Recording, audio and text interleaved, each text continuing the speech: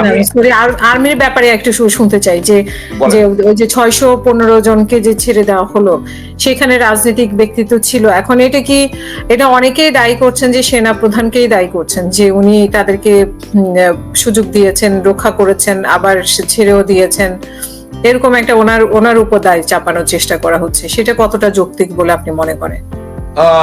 আমি অ্যাকচুয়ালি যেটা নিজে বিশ্বাস করি স্ট্রেট ওটা বলবো। আমি সেনাবাহিনীতে চাকরি করেছি 28 বছর, বাট আমি প্রতিজ্ঞাবদ্ধ যে আমি সত্য থেকে বিচ্যুত হব না। আমি যে যা নিজে বিশ্বাস করি ওটাই বলবো।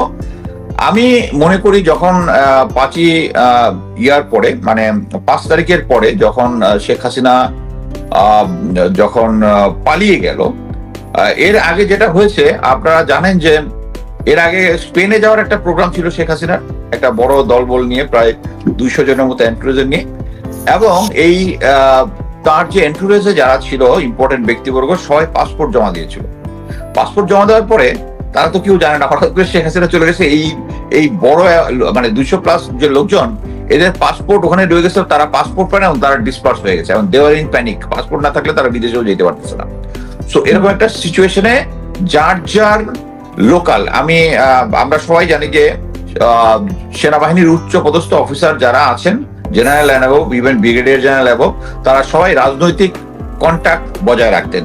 সো যার যেটা কন্ট্যাক্ট আছে তারা ওখানে কন্ট্যাক্ট করে ক্যান্টনমেন্টের ভিতরে ঢুকে গেছে। এবং আমি যেটা বুঝি, ওয়াকার স্যারের এখানে কোনো কন্ট্রোল ছিল না। উনি যখন পরবর্তীতে এটা, ওনার কাছে তো অবশ্যই ইয়ে আছে, ওনার গোয়েন্দা সংস্থা আছে, অবশ্যই এটা আপডেট দেয় এবং আপডেট উনি নিয়েছেন। নেওয়ার পরে যখন দেখলেন এই জিনিসটা পাবলিকলি আউট হচ্ছে, ইনফরমেশন গুলো পাবলিক থেকে আউট হচ্ছে যে এখানে আছে ওখানে আছে, এটা নিয়ে সোশ্যাল মিডিয়াতে লোকজন কথা বলছে, তখন উনি এই স্টেটমেন্টটা দিয়েছেন। আমি মনে করি যে এটা উনি আগের থেকে জানতেন। উনার যদি সহি নিয়ত থাকতো, আমি বলবো সহি নিয়ত থাকতো। উনি যেহেতু আওয়ামী ফ্যামিলির মানুষ, উনি পরিস্থিতির প্রয়োজনে শেখ হাসিনাকে, উনি একজন ধার্মিক এবং মেন্টালি, আমি যেটা শুনেছি, উনি এই যে ছাত্রদের যে সরাসরি কিলিং হচ্ছিল, এটা উনি নিতে পারতেছিলেন না। এটার জন্য উনি এটার এগেনস্টে দাঁড়িয়েছেন, এটার জন্য তাকে সাধুবাদ অবশ্যই দিব। কিন্তু এটার পরেও যখন আওয়ামী লীগের লোকজন এভাবে নিয়েছে, উনি এটা জেনেও উনি চুপ ছিলেন। যখন আমরা সোশ্যাল মিডিয়াতে আসছে, তখন উনি এই স্টেটমেন্টটা দিয়েছেন। আমি মনে করি এটা উনার আগেই দিয়ে দেওয়া উচিত ছিল।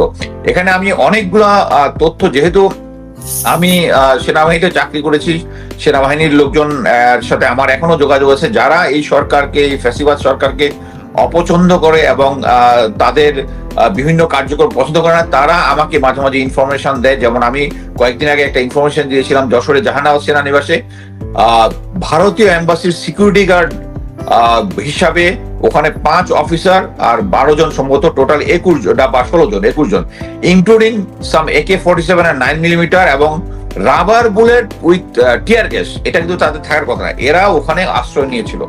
এবং কালকে 17 তারিখে ভোরবেলা এরা চলে গেছে। তখন আমি যখন এটা পাবলিকলি একটা পোস্ট দিয়েছি, তারপরে তারাও একটা প্রেস রিলিজ দিয়েছে যে ভারতীয় অন্য এম্বাসির কেউ এখানে ছিল না।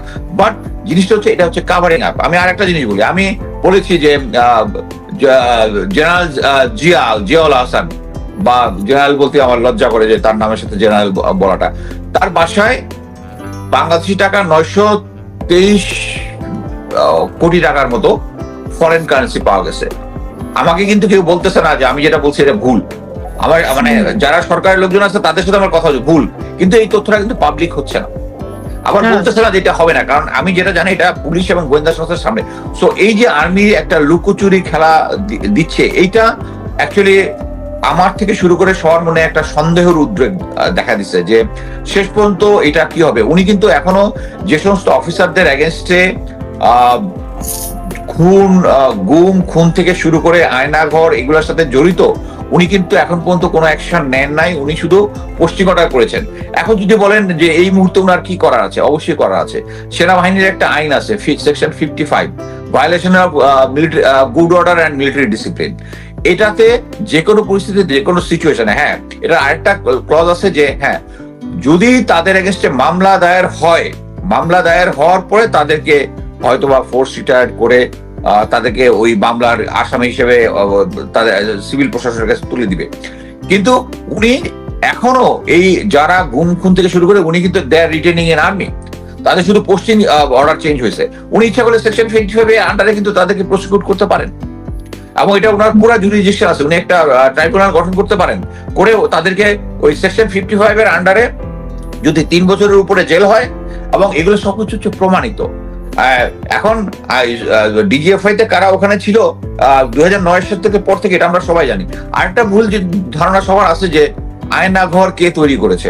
আয়নাঘর অ্যাকচুয়ালি তৈরি করেছে লেফটেন্যান্ট জেনারেল আকবর, 13 লং করছেন। এই আমরা তো শুনি যে মানে তারেক সিদ্দিকীর কথা শুনি, তারপরে জিয়াউল হাসানের কথা শুনি। তারেক সিদ্দিক তো অ্যাডভাইজার, সে বলেছে তার কথার ভিত্তিতে করে এই আকবর স্যার প্রথম এই আয়নাঘরটা তৈরি করেছে in the name of joint interrogation sell.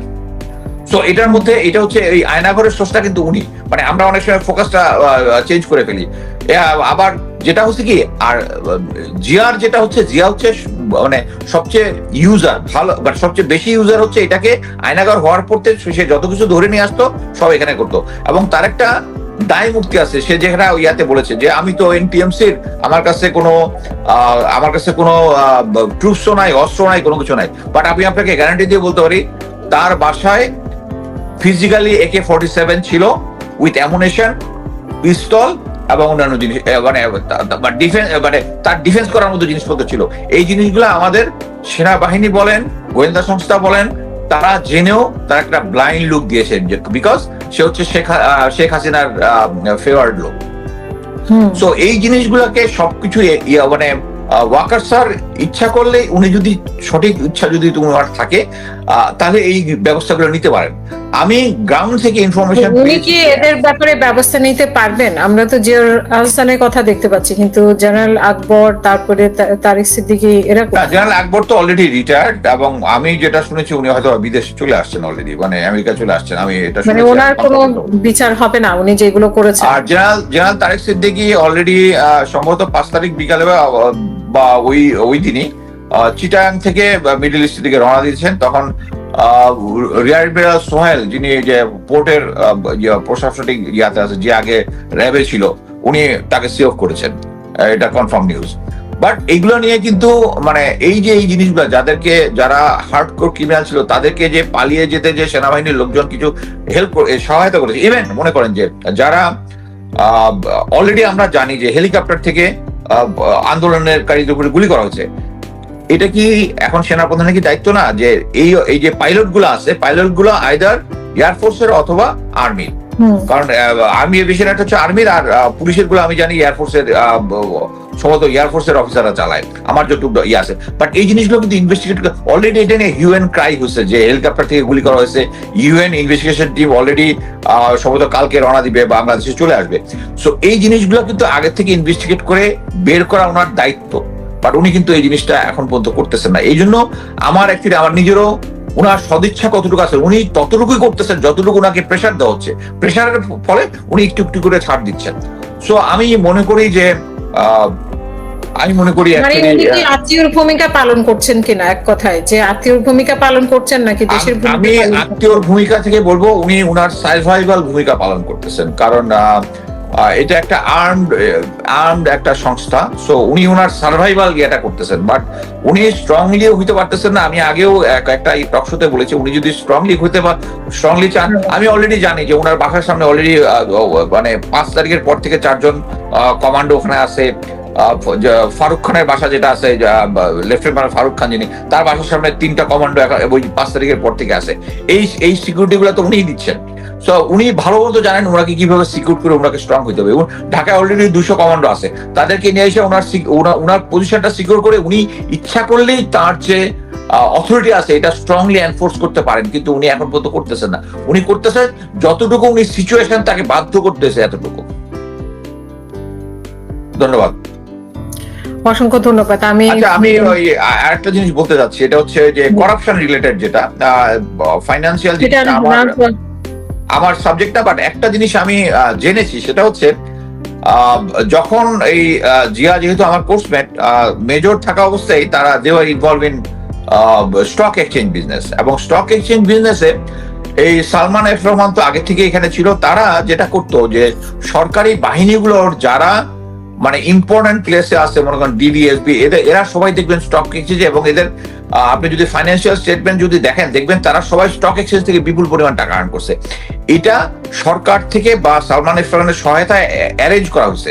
তারা বিভিন্ন ফেভারের জন্য তারা ঘুষ কিভাবে খায়, এটার একটা সিস্টেম হচ্ছে, মনে করেন যে জিয়া কাউকে একটা ফেভার করেছে, সো সে মনে করেন যে বেক্সিমকোর একটা শেয়ার কিনেছে, সে 60 টাকা করে একটা 1000, সো যে ফেভারটা দিয়েছে সে ওইটা হঠাৎ করে 100 টাকা করে পার শেয়ার 100 টাকা করে কিনে নিয়ে যাবে। আপনি কিন্তু অফিসিয়ালি তাকে ধরতে পারবেন না করাপশন হয়েছে, কারণ সে স্টক কেনা বেচা করেছে অ্যাকচুয়ালি।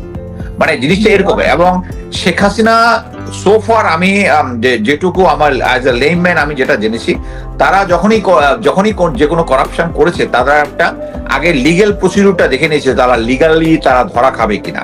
যেমন মনে করেন যে তারা অলরেডি এই যে একটা আইন করে দিয়েছে যে ওই যে এই যে পাওয়ার প্ল্যান্ট গুলার যে সিস্টেমটা, পাওয়ার এই যে ক্যাপাসিটি চার্ট, এটা লিগাল করে দিচ্ছে। বাট এটা কিন্তু যে কোনো সিস্টেমে যে কেউ বলবে যে এটা একটা ইলিগাল ভাবে টাকাটা বাইরে চলে যাচ্ছে, দেশের বাইরে, এবং এটা দিতে হবে ফরেন কারেন্সিতে, মানে যে সমস্ত পাওয়ার প্ল্যান্টের, এবং যারা তার ফেভারিট লোক তাদেরকে পাওয়ার প্ল্যান্ট গুলো দিয়েছে।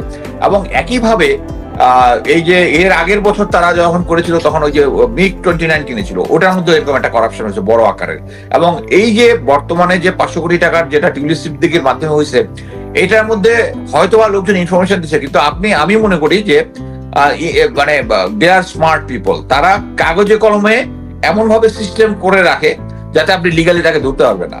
সো আমি মনে করি এই জিনিসটা ধরার জন্য, যেমন আমি কালকে কয়েকদিন আগে আপনার শোতে বলেছি যে জিয়াকে ধরার জন্য একটা স্পেশালাইজ টিম দরকার, তেমনই এই যে ফাইন্যান্সিয়াল ব্যাপারগুলো, এগুলোর যে অনিয়ম যেগুলো আছে, দুর্নীতি যেগুলো আছে, এগুলা হেডলাইনে চমৎকার নিউজ আসবে যে এইটা সাথে জড়িত, সবাই বিশ্বাস করে তাই, কিন্তু আপনি কোর্টে যখন প্রমাণ করবেন তখন স্পেসিফিক উদাহরণ লাগবে। বাট স্পেসিফিক যদি কেস নাও থাকে তাহলেও তাকে দেওয়া যাবে। যেমন ম্যাডাম খালেদা জিয়াকে যেটা দিয়েছে, যে টাকা ঠিকই আছে, টাকা কমে নাই বরঞ্চ বেড়েছে, কিন্তু তারপর তাকে জেল দিয়ে দেওয়া হয়েছে, এরকম একটা করা যাবে। বাট তারা Awami League are very smart people, তারা যে কাজটা, যে সমস্ত অন্যায় যে কাজগুলা করে তার মধ্যে একটা আইনি ফ্রেম টিকে রাখে। তো আমি এখানে রিকোয়েস্ট করবো যারা এই দুর্নীতিগুলোর তদন্ত করবেন, তারা যারা এই জিনিসটা বুঝেন, স্পেশালাইজড টিম যেন ওইটার সাথে কাজ করেন। ধন্যবাদ। অসংখ্য ধন্যবাদ।